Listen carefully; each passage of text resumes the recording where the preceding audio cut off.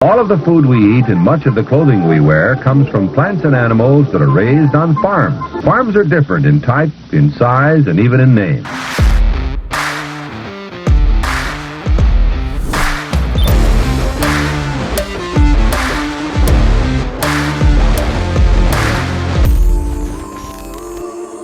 Welcome to Barn Talk. What happens at the barn stays in the barn until now. We're going to let it all out for you guys. Today is going to be a Barn Talk Hot Topics episode. So we're going to just go over kind of the formats of our shows because we haven't done that in a while. And if you're new, you might not know what the hell's going on. So Barn Talk Hot Topics is where we talk about what's going on in the world. All the shit that's going on, we just talk about it. We get political on our Barn Talk Hot Topics. We talk about economics and geopolitics and just what's going on in the world because everybody wants to know. And we just want to share our thoughts on it. So that's what Barn Talk Hot Topics is. Then we have Barn Talk Q&A, where you guys submit your questions in at barntalkshow@gmail.com. If you want to submit your questions in, barntalkshow@gmail.com. Read your questions, and then we answer them on our show. And that's Barn Talk Q&A. And then we also have just straight interviews with a lot of interesting people. Last week we had an amazing guest, Claire Dunn. She's a country music singer. If you haven't watched or listened to that, I highly recommend. But the bigger we get, the more interesting guests we can get on, and we just kind of have everybody that we can get on from all kind of walks of life. So yeah, that's the other format. And sometimes we talk a little bit about just mindset and stuff like that, that we get a little more deep on. But those are kind of the formats. And today, Dad kind of went down a rabbit hole of what's going on the world stage, geopolitics. So we're going to get into a lot of that today with the whole Russia, China, Ukraine deal and what it's going to do to affect us as Americans and how it's going to play out on the world stage, what we think is going to happen. So yeah, but before we get into all that, if you guys get any value from the show, pay the fee. It's kind of the ticket to admission to watch or listen to the show by sharing the show. That's kind of that's the deal. So it helps us out tremendously, and we appreciate everybody that's been doing that. So share it out with your friends, coworkers, family members, employees, whoever. And if you want to help us a step further, because I know there's a lot of overachievers out there, leave a review on Spotify or Apple, or go subscribe to our YouTube. All that stuff, guys, is very, very helpful and pushes us out further to more people, helps us get more interesting guests on, have better conversations. So we just appreciate everybody that's been doing that, and we're just getting fucking started. So we're going to keep on rolling. So without further ado, let's get into a frickin' market update. All right. Haven't had one of those in a minute, I don't feel like. No, we haven't. And harvest in the Midwest is in full swing. Around here, I'd say there's people that are probably, I'm sure there's people that are probably a third done with harvest at the rate that it goes anymore. And we might be a third done almost. We're just about. We got almost one cornfield done. Yep.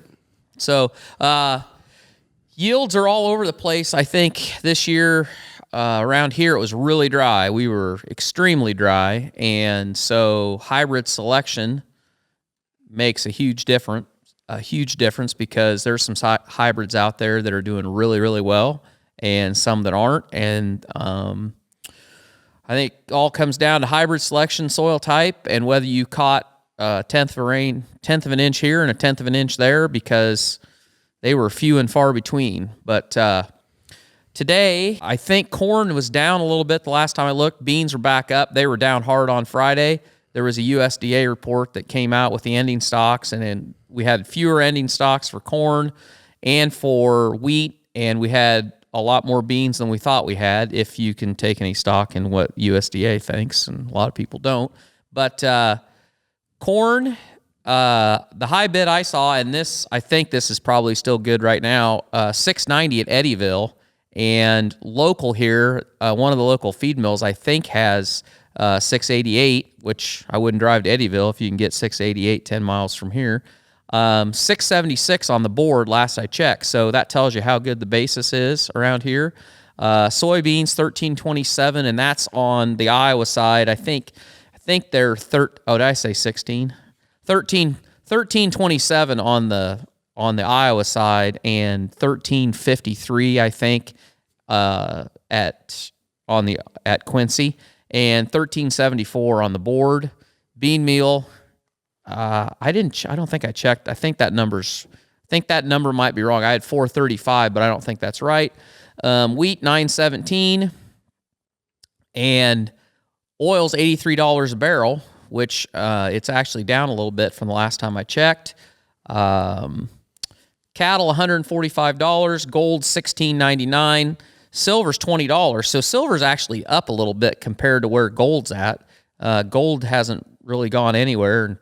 Last time I checked silver, I think it was $17. Tesla's $242 a share. Dirt cheap.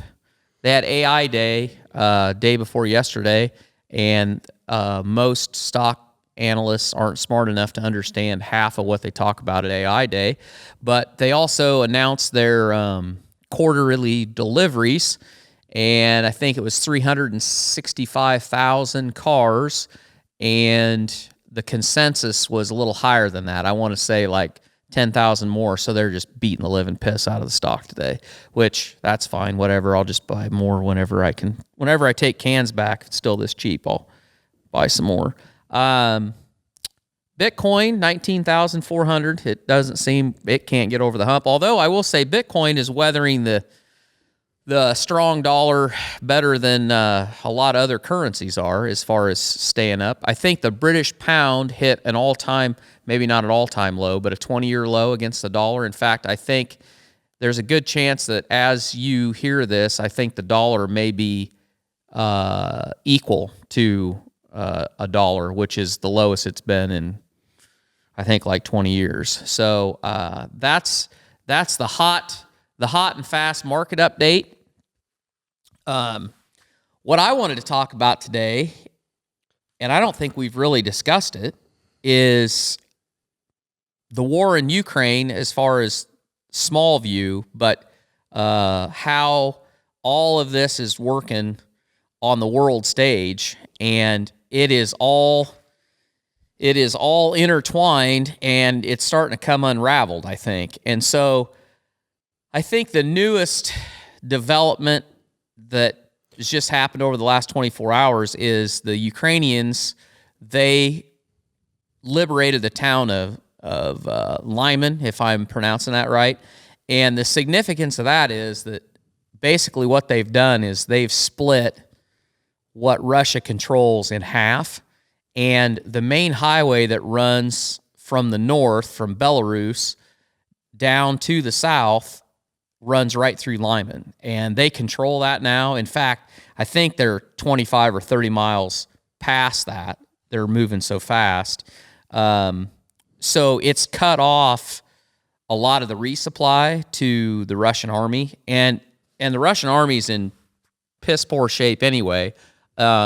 Here about, I don't know, it's probably been 2 weeks ago now, when that offensive took off, I thought this was a really amazing statistic. The Russians retreated so fast out of parts of the territory that they occupied that the Ukrainians, they just left tanks, trucks, ammo, artillery, like they took off running. They couldn't get their stuff out fast enough.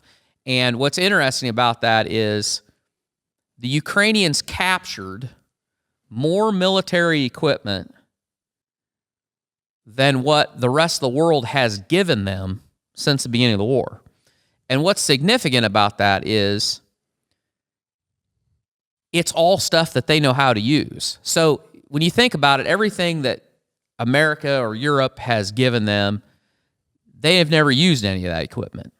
So there's a learning curve. They have to learn how to use all that, whether it be artillery, whether it be Stinger missiles, whether it be javelins, whatever it is. But when you stumble upon a T-72 Russian tank, that's like getting in your 78-20 because it's exactly what you got. And so all that equipment that they've gotten, that they've liberated from the Russians, they know how to use all that. So it's just like doubling up on what you already have. And so it has like a steamrolling effect because they just keep getting more stuff, and the Russians keep pushing the Russians back. They keep pushing them back, and it's getting crazy. And Russians are getting their ass kicked. That's what it sounds like. Pretty much. I have one thing to say about your market update. What's I that? have to throw in. What's that? About Bitcoin. Okay. And I was on my phone looking at it. That's why I've been quiet and didn't chime in, because I had to find the stat and make sure I was right. Yep. So I saw something that's Bitcoin's dropped 60% since it's been at its high. But 65% of Bitcoin holders, or 65 of people that have bought Bitcoin have held it. Yeah. So the people who have bought it, 65% of them held it. Yeah. So it tells you that like a lot of people were pumping and dumping it, but there's 65% of people that are just holding it right now. Yeah. And another statistic that goes right along with that, and I don't know what that percentage is, but it's extremely high, of the amount of Bitcoin that's been mined that has traded hands, the vast majority of it is off exchanges. The vast majority of it is in cold storage or off of an exchange. In other words, where somebody has it in a Trezor or something like that. So that tells you that they're not planning on selling.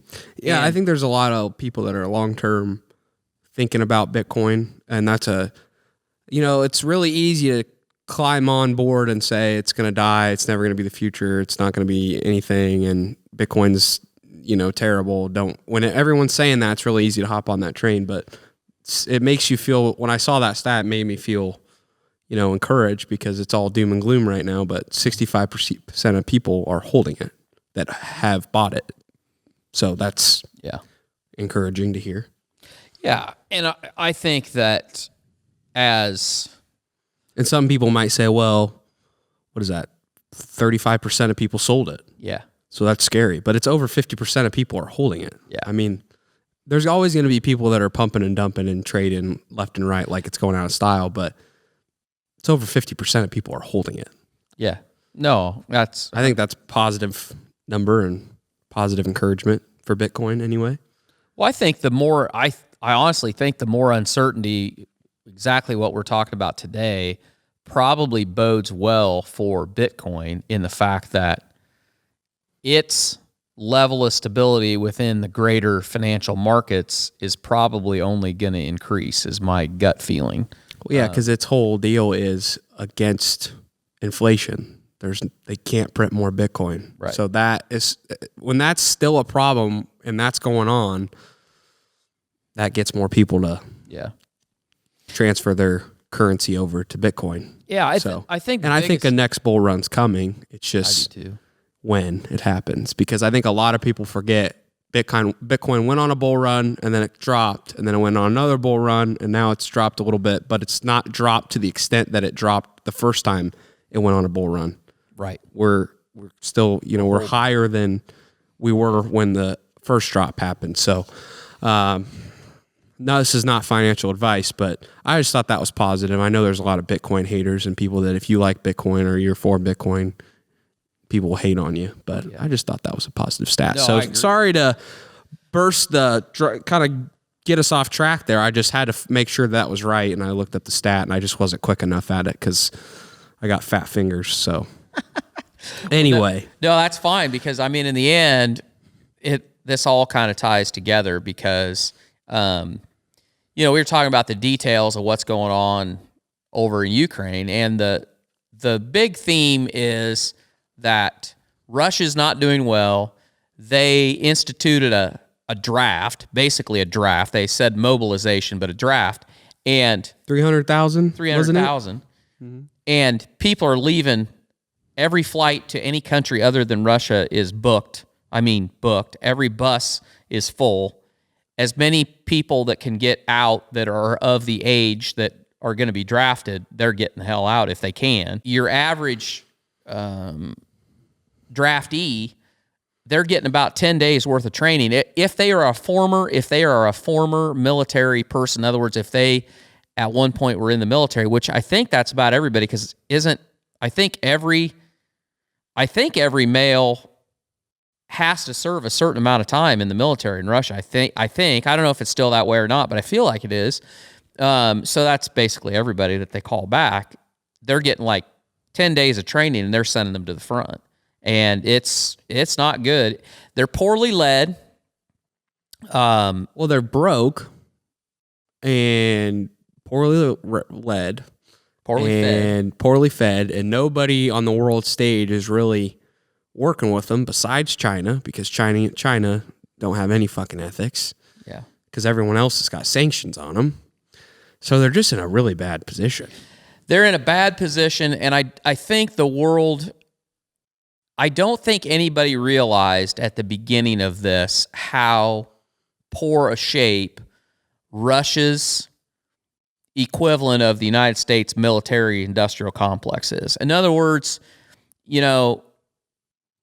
here, the relationship between your large military contractors, Boeing, McDonnell Douglas, you name it, whoever, it's a pretty strong bond, and the ability to ramp up production on any given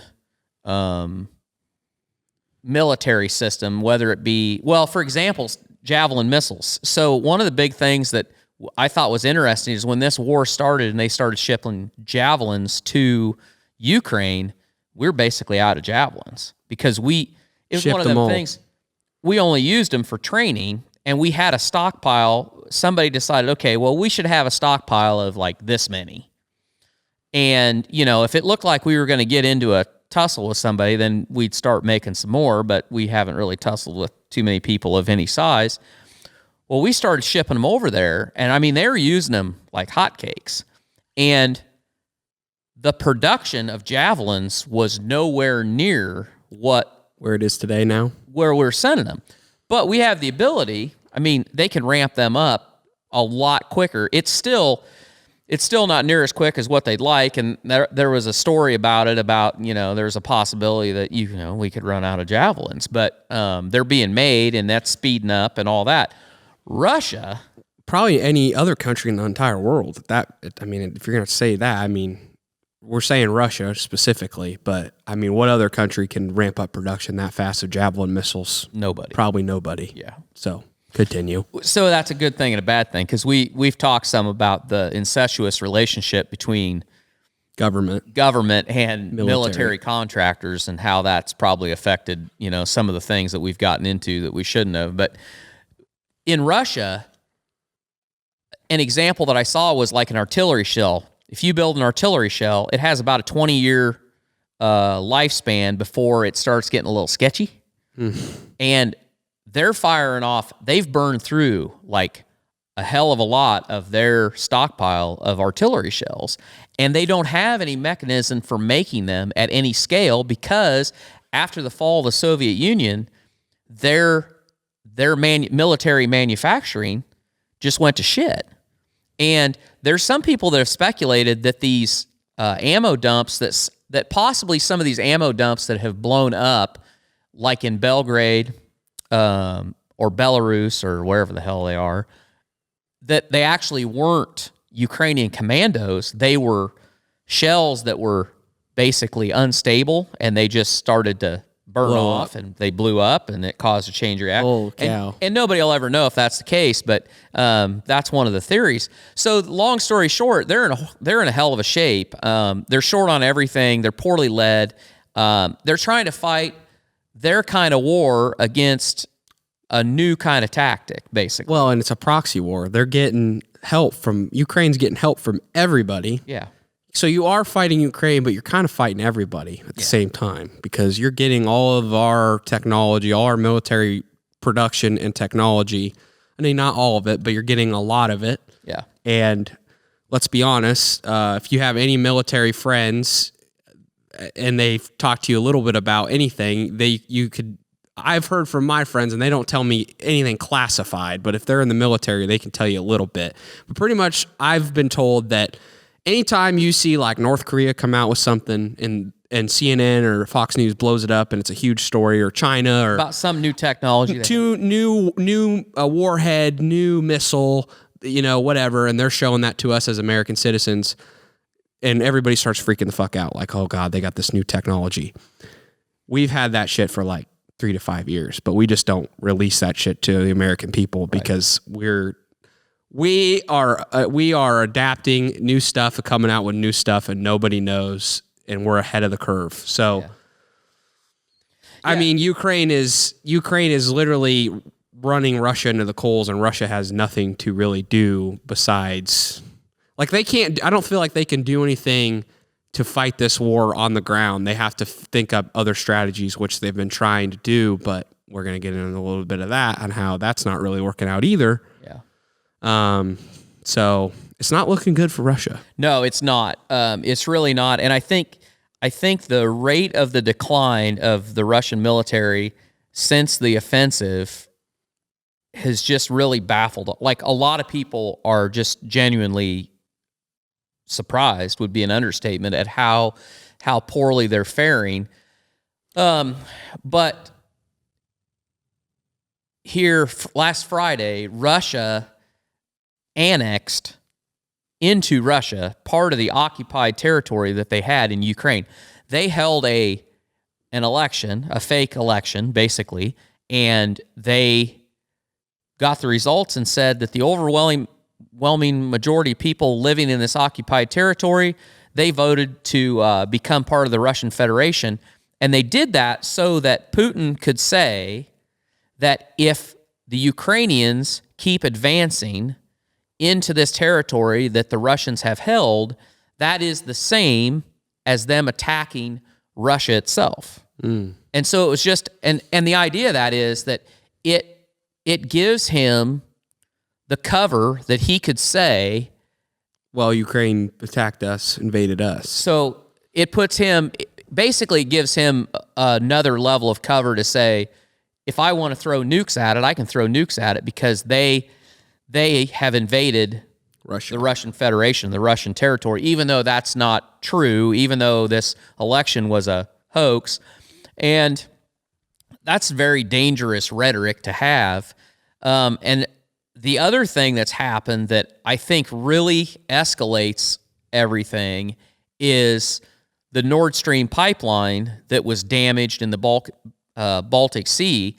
Somebody, nobody seems to know who, whether that be the Russians, whether that be the Americans, whether that be somebody it's one of the else. two there.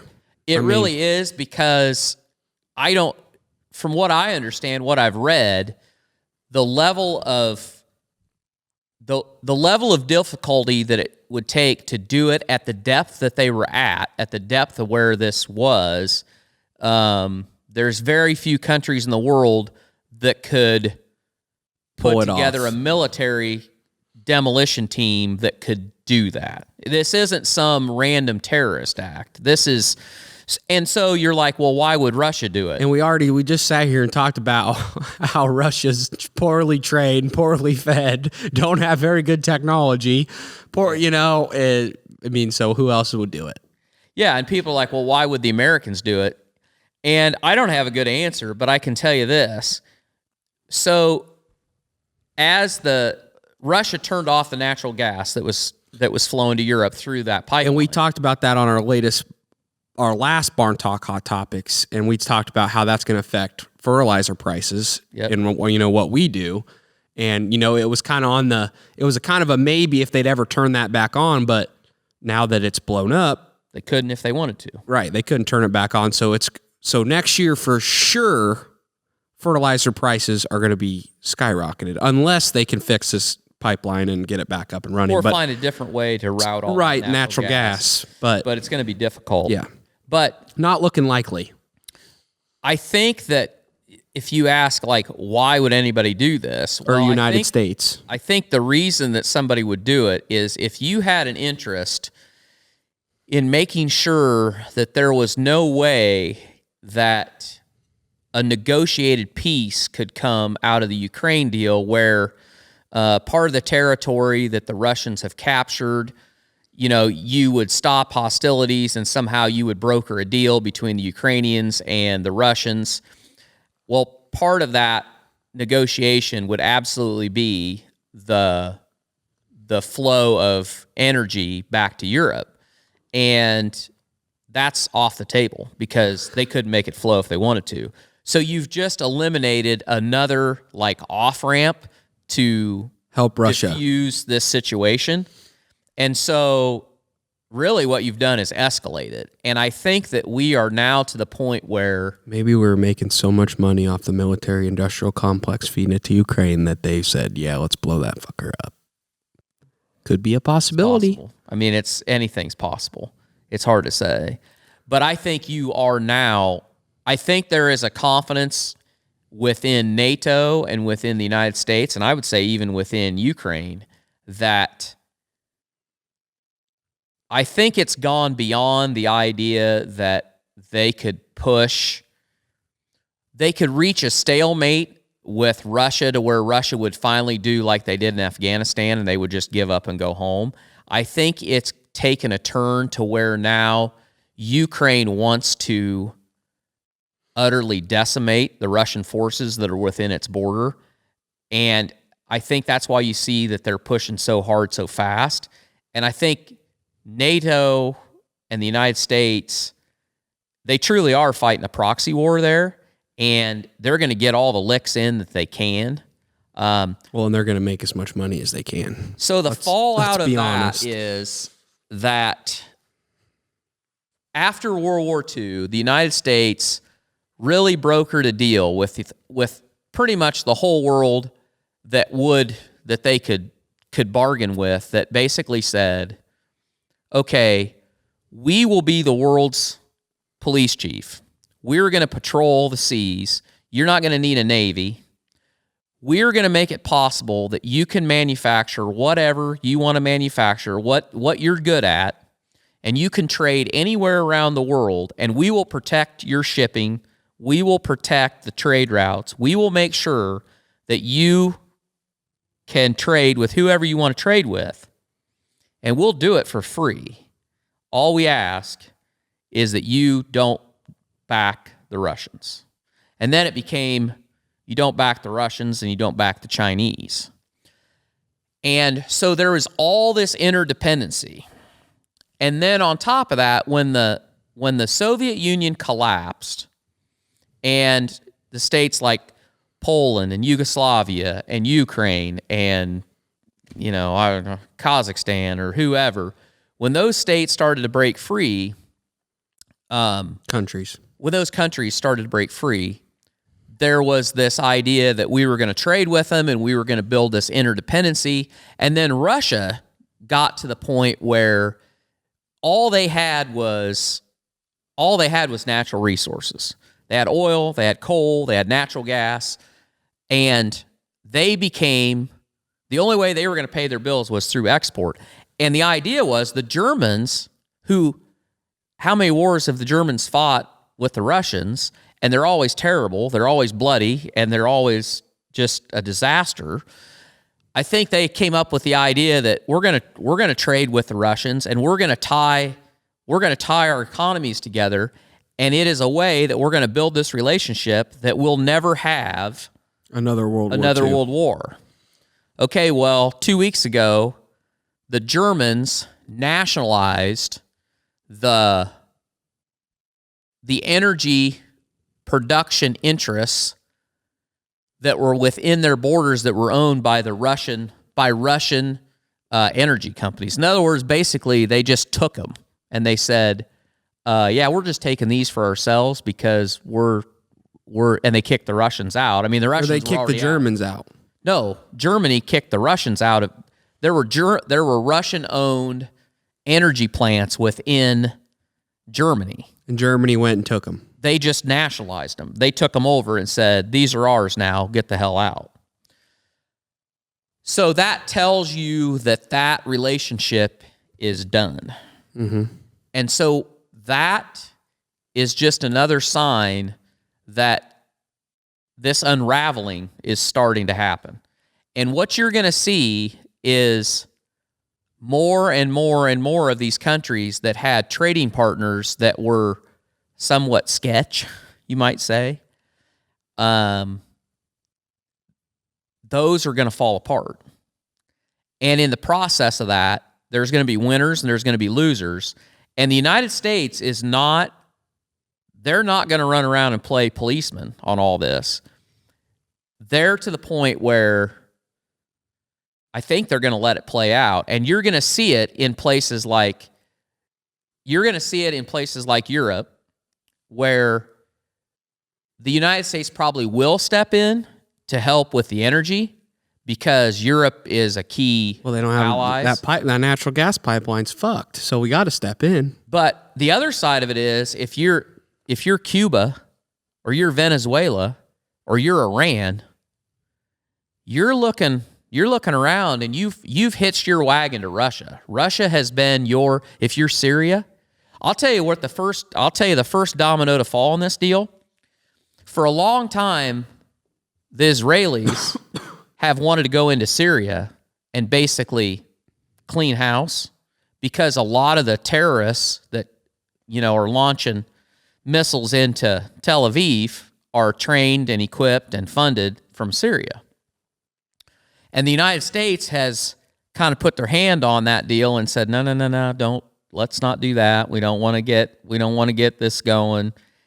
But I think now with Russia not being able to step in to help prop up the Syrian government, I think the next time that the Israelis say we're going in there, I think the United States is just going to be like, have fun, kids, whatever. And Iran is in the same boat. I think Iran is going to get a lot more easy to deal with. And I think this whole nuclear deal that they've been trying to pull off for the last decade, I think they may rethink that because there's nobody backing them up. And not even the Chinese have that much interest in dealing with Iran. But those are the kind of deals where there's just an unwinding that's going on. And you're also seeing it with more manufacturing coming back to the United States. Part of that is incentivized by the federal government. Part of that's just out of necessity. These companies are starting to think, well, holy shit, I may not be able to get what I need from Ukraine Or Russia or wherever. So it's going to be really interesting to see how that all plays out. Sounds like it's going to be fairly positive for Americans in the United States economy and definitely U.S. agriculture. I know input costs next year are going to be probably insane, but as far as the markets go, the world stage, there's going to be a demand for commodities. Yeah. And that if there's less supply in Russia and Ukraine because they're going to try to have to get everything sorted out there, we're going to have to supply that. Yeah. And so the price is going to help us out a lot there. And it's just exactly what you said. I mean, I think a lot of people are bringing manufacturing back to the United States, which is phenomenal. And I think, yeah, like you said, as far as countries that want to do some BS, America's going to be able to step in and say, no, you got no one backing you anymore. So try it, mofo. Yeah. But do you think that Putin is crazy enough to, when his back is up against the wall and he feels like, I mean, essentially it's looking like the empire is going to fall, Russia's going to fall, the way things are looking now, everyone that they're partnered with is probably going to shit their pants and say, well, they don't have our back really anymore. Germany's kicked him out. Ukraine keeps pushing him back. Do you think Putin's crazy enough to say, fuck it, if I can't win, no one's going to win. Let's launch these nukes and let's play it out? Because he seems like he's crazy enough, but he talks a big game, but would he actually do it? I know he's a former Soviet Union guy. He's a former spec ops, Soviet KGB, former KGB. Yeah. Yeah, I mean, he's a smart guy. There's no doubt about that. You would think he would be smart enough. It is such a wild card. Do you think he's a smart guy? Like, because all the shit that's happening to him, you'd say he's not a smart guy. But do you feel like that was just the hand he was dealt when he took over the country? Let's talk about that, because one thing we didn't talk about was the conversation you and I had about the government in Ukraine and the involvement that the U.S. had in where we are today. I listened to a podcast here a week ago, and it was really interesting because it was a perspective that I hadn't heard. And what they were talking about was that it hasn't been that long ago. Basically, during the Obama administration, the government in Ukraine.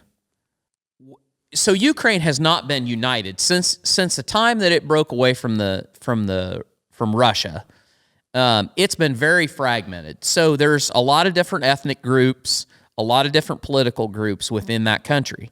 And as you would expect, the East, where a lot of that fighting is today, there was an awful lot of pro-Russian people there that were basically Russians. They were basically Russians that just happened to be living in eastern Ukraine. And then the West was obviously probably more pro-European. Well, the government was kind of in chaos, and at one point it really looked like the government was going to head the way that, say, Belarus has, where it was going to be a pro-Russian government, and Ukraine basically would just be a puppet state of Russia.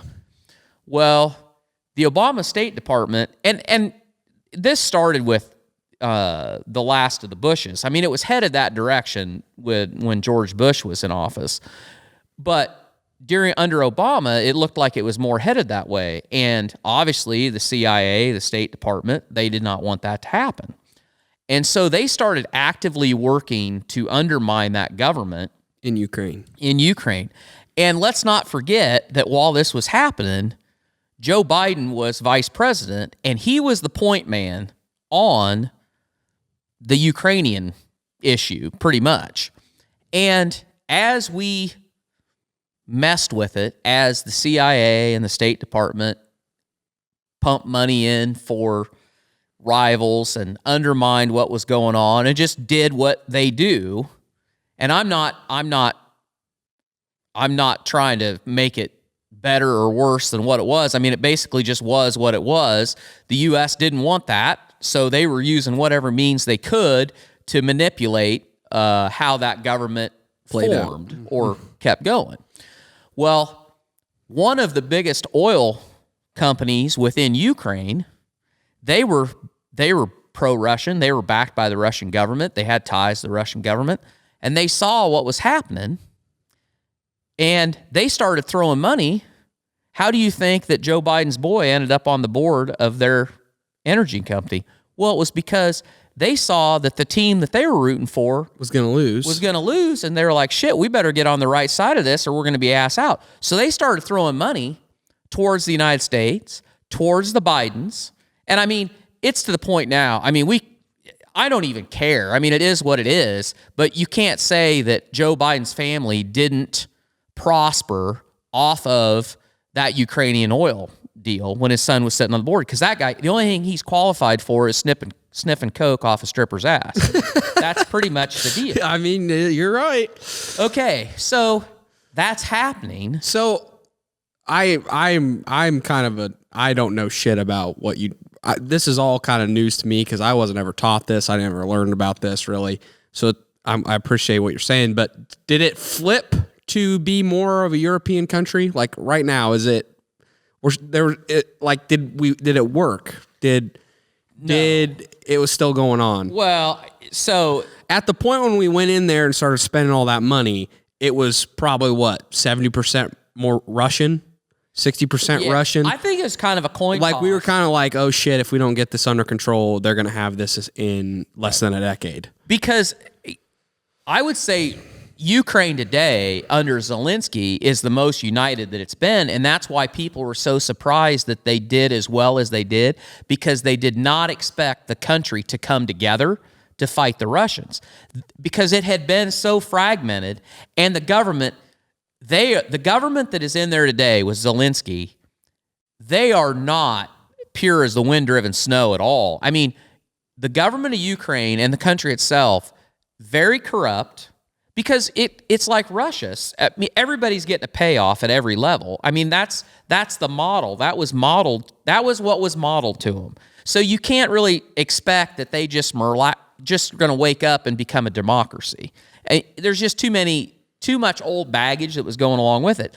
But so my point of that is, and this is what got me. The guy that was telling this story said, if you're in Putin's shoes, it would be the equivalent of if Canada was in chaos and Russia went into Canada, the KGB and their State Department, and they finessed it to basically flip that government pro-Russian. Mm-hmm. The United States would lose their shit, and they would be like, we're going to go in there and fucking clean house. Well, that's exactly what Russia's doing right now. So, yeah, fast forward. So that happened, and then we get Trump. And Trump basically goes to him and says, this is bullshit. I know what you did. And he knew that nobody in the United States was going to investigate the Bidens. And he wanted, right or wrong, probably sketchy on his part whether he should have even been involved. I'm not sure if that violates a law or not, but it's probably not the right thing to do. He puts pressure on the Ukrainians, and he's like, listen, I know that you guys, there's a connection between you and the Bidens, and you need to investigate it. And if you don't investigate it, I'm not giving you these this arms package that was negotiated during the Obama. He's like, I want you to figure out, basically, he wanted to know what happened. What the corruption was. He wanted, and, that turned into a whole big mess. Okay, so when you ask if Putin is really crazy or he's playing the hand that he had, if you're looking at it from his point of view, the United States definitely manipulated that, but the whole European Union did, but for their own reasons, in the fact that they did not want Russia to. They had just gotten Ukraine out from underneath the Iron Curtain, and they did not want it going back and be a satellite. So you have these two competing philosophies and doctrines and all that. But from Putin's standpoint, this all started a long time ago. This didn't just happen. So when that came up that, he was massing troops on the border, and everybody's like, holy shit, is he going to do this?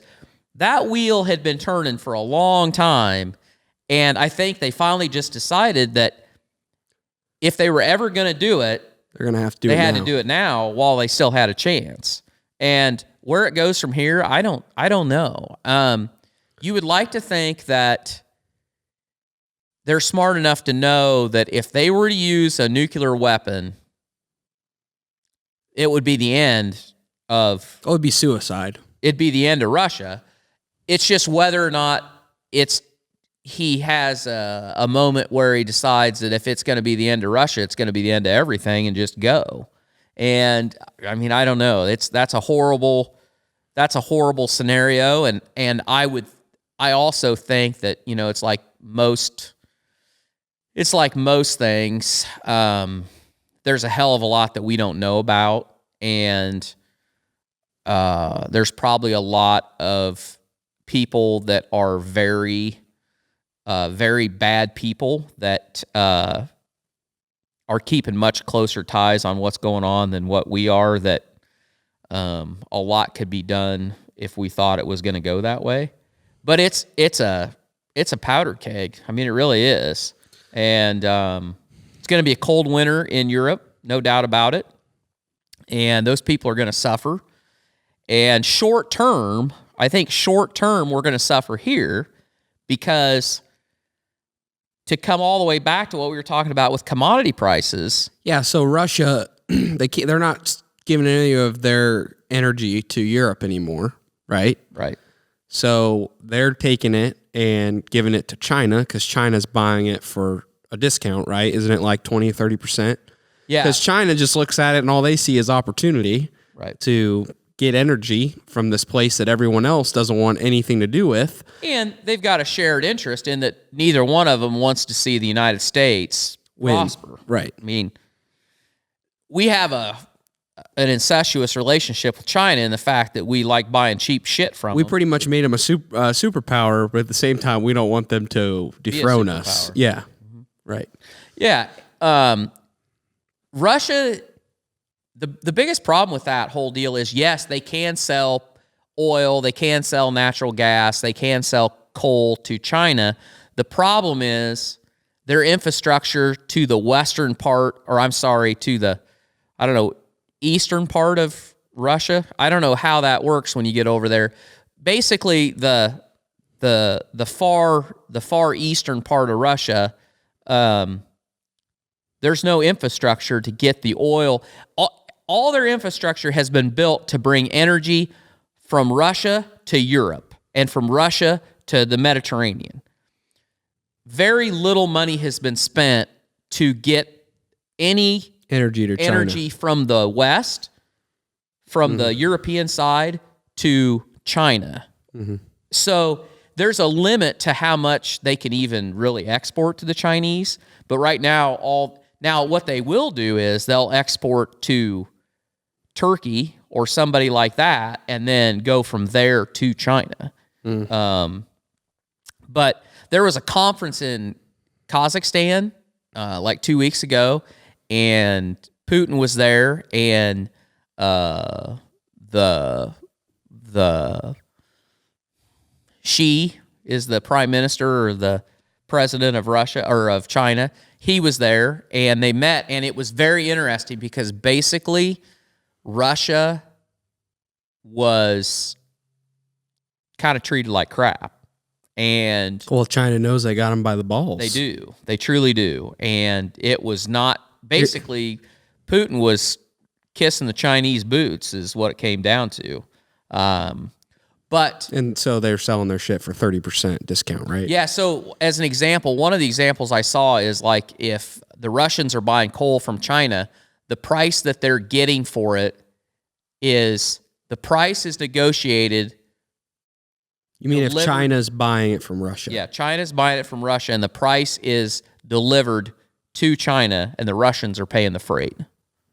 Yeah. So it's at a discount, and they're paying the freight to get it there.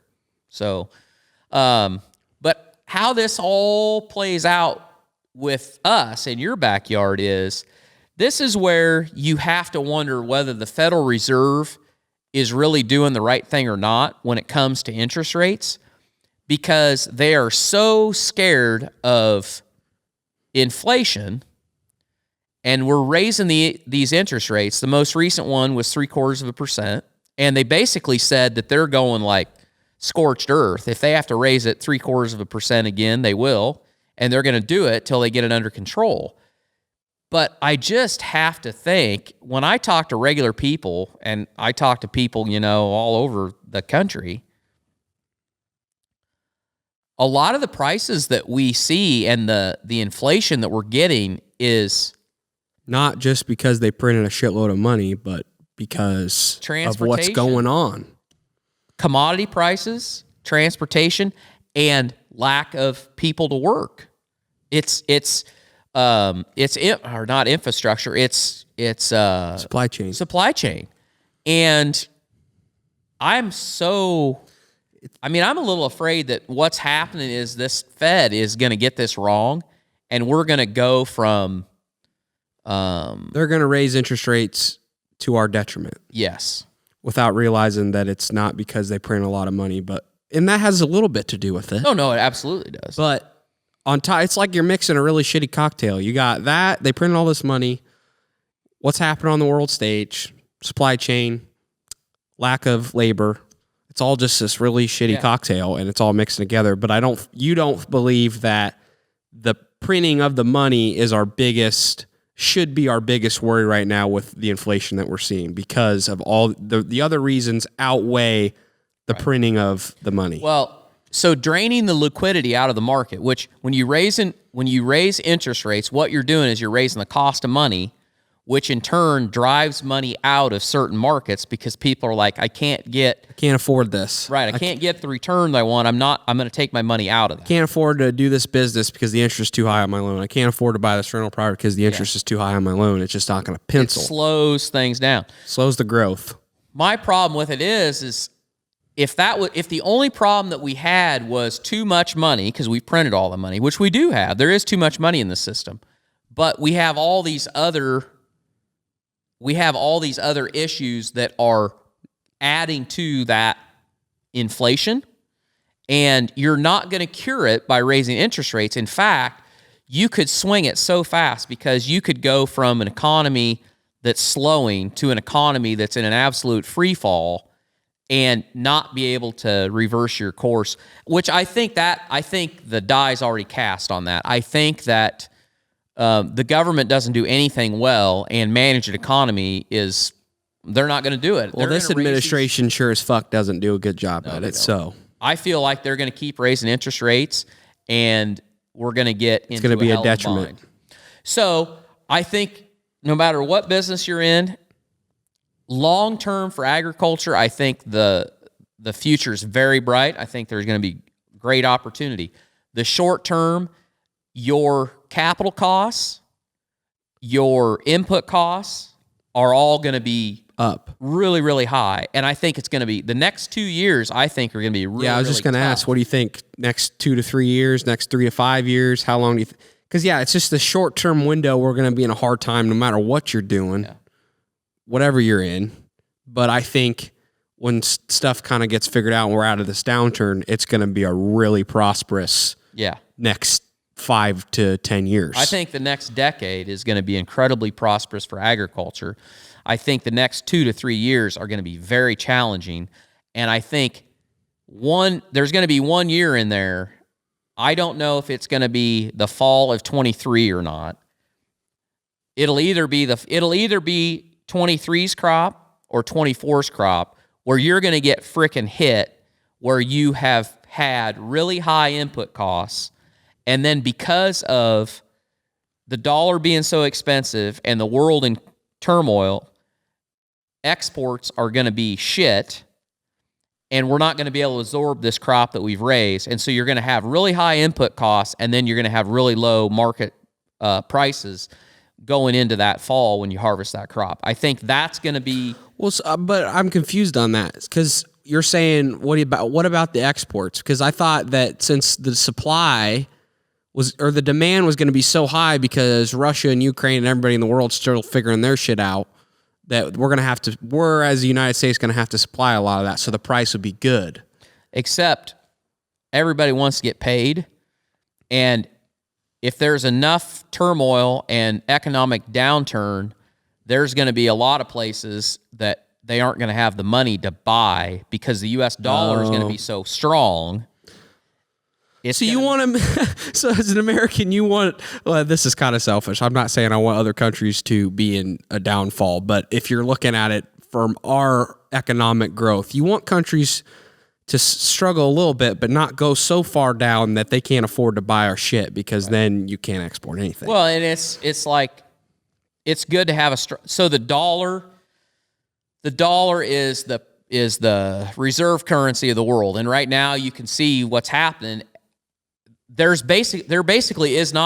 no currency trade at all because the dollar just keeps going up. Because so many other countries are putting their money into dollars? Yeah, because investors from other countries are exchanging their currency for dollars because when there's trouble, the dollar is the safest bet, and that's where they're going. But the problem is, in doing that, you're sucking the liquidity out of the market when it comes to the currency trade with everything else. And like you're seeing it this week with the British pound. The British pound is dropping like a rock. And what that is, that's basically a vote on the confidence they have in the British government. And what that's telling you is they don't have very much confidence because people are selling the pound and buying the dollar. But as that pound gets weaker, American goods become more expensive. And you're seeing that all over the world. So that hurts exports because you can't buy as many bushels of corn. You can't buy as many bushels of beans. You're talking as if you're in another country's shoes. And so if you're going to buy soybeans right now, the soybean market's getting hit a little bit because we've got more ending stocks than what we thought. But then the dollar's getting strong, and it looks like South America is going to have a decent crop. And because the dollar is so strong, you can buy more soybeans. You can buy soybeans from South America cheaper than you can buy them from America. So that means that crop is probably going to get used up first. So if they can buy it from them, they're going to buy it from them first before they buy it from us. Now then, some of that, as they buy that, more of our crop will get used for something else, like it'll get crushed and fed to pigs or whatever. But it's generally not great for exports if you have an expensive dollar. A cheap dollar is good for exports. But anyway, I think that there's going to be 1 year in there definitely that it's going to be really, really tight. So you think that's probably 24, or do you think that'll happen next year? Do you think next year we're going to have exports won't be so expensive, but the price, the demand across the world stage is going to be high? I think the demand's going to be high. And exports aren't going to be super high yet. Right. But in 24, you think exports are going to be too high, so therefore our price is going to go down. And it's like we talked, the other thing that will change is today we grow corn and soybeans here in the Midwest, and wheat is grown on the fringe. Wheat is grown out west in the more arid, where you can't grow corn and soybeans. If the production of wheat worldwide goes down, the wheat price goes up. And if the corn and bean price is lower here, you're going to see more and more farmers that hasn't grown wheat in 20 years look at wheat and say, well, I'm not growing corn and soybeans, I'm going to grow wheat. And so it's going to shift the mix of crops that we build or that we grow. And so you may see the U.S. become a big player in the wheat market, bigger than we've been, and we may become a smaller export of corn and soybeans. Somehow, because markets, the thing about it is, the markets... It's got a pencil for everybody. Yeah, so. It figures itself out. And so that's where, you know what, the corn price, the demand will find its market, basically, or the market will find the demand, however you want to say it. So at the end of the day, I mean, we don't really know. Anything could happen, both on the world stage and here at home, and I don't know if we're in for a soft landing, whether we're close to the bottom when it comes to the stock market, whether we're on a housing bubble. I don't know, but I know that it's probably a good time to get your house in order. If you haven't, I mean, that's kind of been a theme for quite a while. People talking about you need to get your credit cards paid off, you need to get your car loans in a paid recession, off. cash is king. Cash is 100%. Because when interest is expensive, when money's not cheap anymore and it's expensive, when I say that, I mean interest, it's good to have cash. Because you can, when interest is high and you got more money to put on a down payment of whatever you're doing, you know, maybe you can afford that loan, your mortgage every month, rather than if you tried putting the bare minimum 20% down, you know, your payment, your mortgage every month is going to be higher. Yeah, and so it just helps to have money on hand. Yeah, 100%. Because it's nice to have money to just make the deal in cash. Right. Because the more money you put down on a deal when the interest is high, the less you're going to have to spend on interest. Right. So, and don't you feel like there's a whole generation of people out there that I'm that generation. Yeah, that have never had a time where money wasn't dirt cheap. Right. And there's a whole generation of farmers out there that, I mean, I grew up through the 80s, but as far as me being the one making the decisions, the entire time that I've been farming, money's been dirt cheap. I mean, you want to extend your operating loan? Extend it, because it's not costing you anything. And I still think it is pretty cheap. I mean, compared to those times, it's cheap still. So if you're going to buy assets, I'd buy them probably sooner rather than later, because it's going to hit a point where it's going to be pretty darn hard to buy some assets. Pay your liabilities off, pay your car off, pay the house you live in off if you can. Pay that ATV off, that Polaris RZR off. You know, I know those things are fun as hell. And, you know, try to buy some assets now while you still can, because we're going to head into times where, like, hell, I remember talking to somebody, and he's an older gentleman, and he's lived through high interest rates. And I think he said that at one point it was like freaking 12 or 14% interest. I cannot imagine that. Yeah. So I haven't lived through that, so I'm going to do my best to try to buy assets now, and then, use my cash that we create from assets to try to pay off debt and set ourselves up nicely for when we're out of this downturn and we come back up and we start to prosper again as a nation, or whatever you want to say. Then money's cheap again. You can kind of go on the offense again. Yeah. So I think by the end of the year, you could easily be looking at interest rates. They'll be 4%. They could be 4.25%, maybe. I don't know. And this shouldn't scare you. I mean, we're pretty good. We, at the end of the day, be glad that you live in America. You're not in Ukraine. You're not in Russia. You're not in China. I mean, we have it pretty good here. You might not be able to buy all the fancy shit that you want to buy because times might get a little hard. But the best thing that you can do truly is get your house in order and try to make more money, because that's only going to help you in hard times. Is just try to make more money, because stuff's going to be more expensive, and just make sure your house is in order, because that's all you can do.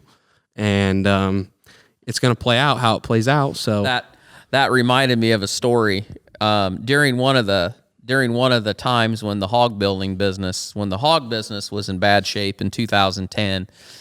We weren't selling. Nobody was building buildings. Everybody was just trying to hold their money together. And all the salesmen at company I worked for, we all drove half-ton Chevy Silverado pickups, and those weren't exactly, good on gas and all that. And all our crew trucks were F-350s, F-450s, and, burned a lot of diesel and all that. And the spring that year was pretty bad, as far as we didn't have crap sold for sheds, and we knew what our overhead was, and we had to get to a point or else it was going to get pretty tight. And we were having a meeting, and one of the guys that worked there, that was basically the owner's right-hand man, he had the proposal that all the salesmen we should trade the trucks and get like Impalas, because they got better gas mileage. And the owner of the company, all at once, he just slams his fist down on the table and he goes, "That's it." He goes, "That is it." He goes, "I do not want to talk anymore about lack, and I don't want to talk about buying some blankety blank car." He goes, "You know what we need to do? We need to go out and sell some shit, because if we just sell some shit, we won't have to worry about how much gas we're burning or what the mileage is." He goes, "Forget about cutting costs." He goes, "I'm not interested in cutting costs. I'm interested in expanding our gross sales." He goes, "Sales drives everything. We just need to make more money." And I've never forgotten that, because there's a lot of, self-help books about budgeting and managing your money, and that's all good stuff, because we all have to do, You got to be conscious of that. right. But at the same time. But at the end of the day, the easiest way, you will never budget your way to success. To financial freedom. Massive financial freedom, because you just can't. The number that matters the most is the top number. Mm-hmm. You can cut and cut and cut, and the number at the bottom is never going to be bigger than the one you started with at the top. So the only way to get where you want to go is make that number at the top bigger. So yeah, it's a good time to do that budgeting, cut that stuff, but also it's a good time to be thinking, how can I prosper from the opportunities that are going to be out there? Because we've said it before, when there's blood in the streets, that's the time to be buying. So there's going to be opportunities. There's going to be people out there that didn't get their house in order, and there's going to be stuff for sale, and it's going to be on sale. Pennies on the dollars. And that's what you got to look for. That's what you got to prepare for. But so, yeah, there might be some hard times ahead, but there's also going to be some massive opportunities. And I'd say, if you don't know what that is yet, just try to think about how you can make yourself more valuable, as far as what skills can I acquire that make me more valuable as an employee, as a business owner. Like, just think about the things that are relevant in today's world, that if you learn that skill, I'm going to be this much better at X, and that's going to make me this much more valuable. Because I think when you're young in the game, it's good to invest in, the S&P 500 and save for retirement, but at the same time, it's really good to invest yourself because you're so young that if you learn a lot of skills that are valuable, that raises your top dollar because you're more valuable to the company you work for. You're more valuable to your own company that you're running, whatever you're doing. So, or your side hustle. If you're doing a job, then you got a side hustle, you learn this new skill, and now you're bringing more money because you got the side hustle, that kind of deal. So I think invest in yourself, get your house in order, budget, but be smart about it. Don't over budget and just try to raise that top number. And you should have all your shit figured out and nothing else is going to go wrong. You're just going to be good and everything's going to be great. Well, speaking of raising that top number, I think after an absence of I don't know how many weeks, we're gonna raise a glass because we've had many people inquire whether or not Bourbon Talk is going to be part of Barn Talk. So today it's back, and we have Whistle Pig, and what is it? Farm stock, right? Oh, okay. I'm gonna show. So this is Whistle Pig Farm Stock Rye. And, it'd be a little better if it was Whistler's Pig Farm Stock Rye, but we couldn't get that, and I don't think they're going to rebrand it. But I like the Whistle Pig. I've got a bottle of 12-year that is pretty fine, and this is actually a blend. So the age statement on it is, I think that it is 17% 10-year, 37% 6-year, and 52% 3-year. So they kind of put together a blend, and it's a rye whiskey. So we're going to try it and see if we can give it the blessing or not. You remember that toast that you said the other night about wood ships and friendships, or I can't remember. About just cheers to American prosperity. That is a great. Cheers to that shit. Yep, that's right. That is not bad. It's not. It's really. I'll just say, I'm not a good plain whiskey drinker. I can drink whiskey straight, but I gotta have either an ice cube or a little bit of water in that. That was like a straight shot, but that was rather smooth. Yeah, that's to what be honest with you. I think that might be the rye. I don't have a lot of experience with rye, but the only thing I'll say about that is it was very smooth. So it just didn't have a crazy burn, I didn't think. No, but it doesn't have an awful lot of flavor either. Mm-mm. Yeah, I feel like I mean, that was pretty damn good, honestly. It was smooth. I'd definitely sip on it, but it didn't have a real, I didn't taste like caramel or... You think that'd be a good old-fashioned whiskey? No. No, well, I don't, because it isn't really sweet.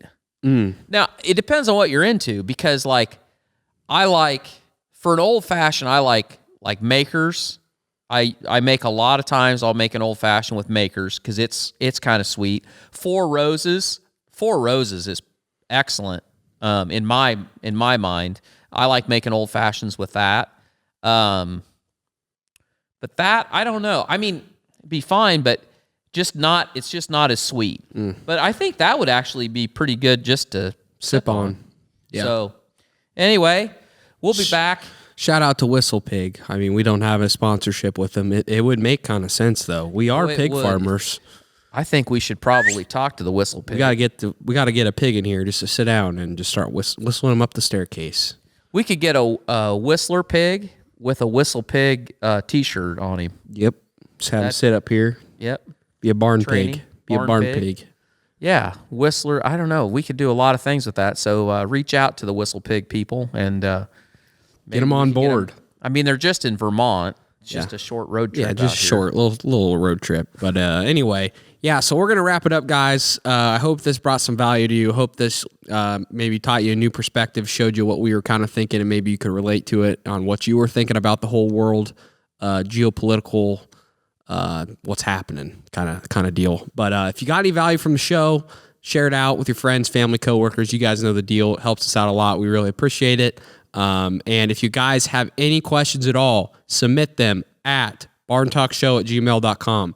That is where we will get your questions, and then we'll answer them on our next episode where it's going to be a Barn Talk Q&A. So we appreciate every one of you guys that has been listening or watching, and we'll see you back here again next week.